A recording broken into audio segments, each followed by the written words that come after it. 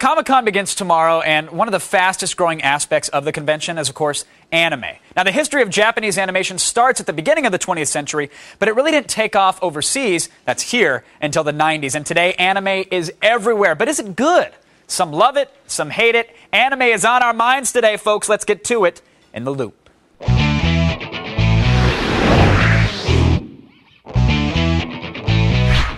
Joining us via satellite to help us make sense of it all from the anime capital of the world in St. Louis, Missouri, the editor of Anime News Network, Jonathan Mays. From Cincinnati, Ohio, anime fanatic and cosplayer Heather Duggar is here. And from Los Angeles, screenwriter for animated television, John Gibson. Welcome to the show, everybody. Welcome to The Loop. Jonathan, got to start with you, my friend, because you are sort of our resident expert here today for The Loop.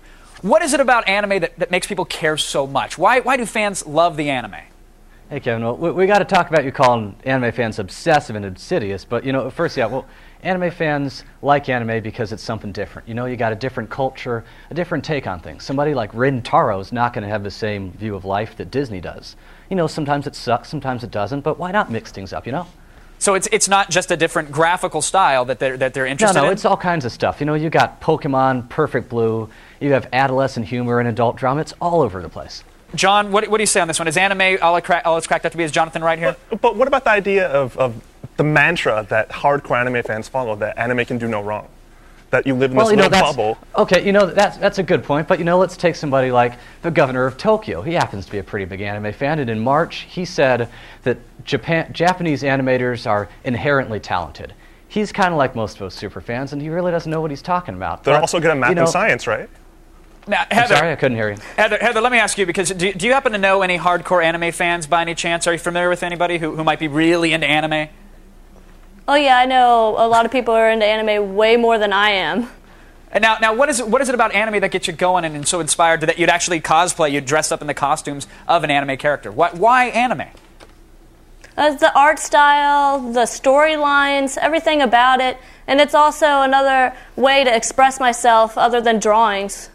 So now, how often are you cosplaying, by the way? Do you go out to conventions? Do you have anime nights where friends come over and y'all dress up, or?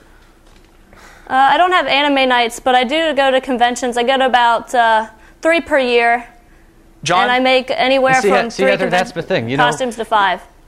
I mean, granted, for cosplay, I was 7 years old dressing up as Ling, doing the sword and the shield and the hat, and that's as close as I'll ever get to cosplay. But I got to say, I respect your passion. You seem like a pretty normal anime fan. You're not crazy nuts about it, are you? Now, Jonathan, let me ask you about that, because I know, like, fans of traditional cartoons, they don't necessarily dress up like Elmer Fudd and Bugs Bunny and run around. So is anime just for the super fans, or can you be a casual fan of anime? Oh, there's no way it's just for super fans. I mean, if it were just for super fans, why would you have Michael Bay doing Transformers from a 1984 anime? Or why would Sailor Moon be making half as much money as Star Wars? Why would Dragon Ball Z be making $3 billion? Now, there's no way you can do that. If you're going to call Transformers an anime, you could say all American cartoons are also anime as well, because they're made in Asian countries. Like, they're all animated over there. It's just Americans doing some that's totally wrong. There is no way that all of them are made over there. Transformers was made by a company called Toei, but did the other two also.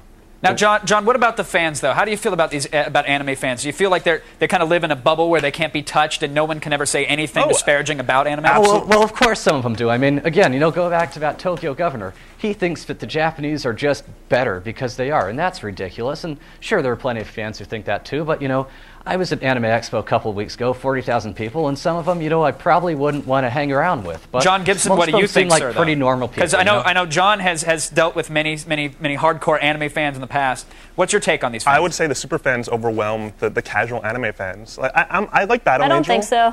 But would you say the same thing? Let's go to sports. Would you say the crazy sports fans outweigh everybody else? I mean, you see that stuff on TV.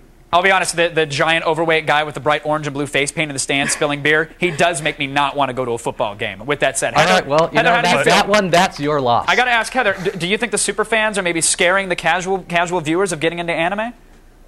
Sometimes I think that they do, but if they actually sit down and talk with them, then they'll find out that they're just normal like them.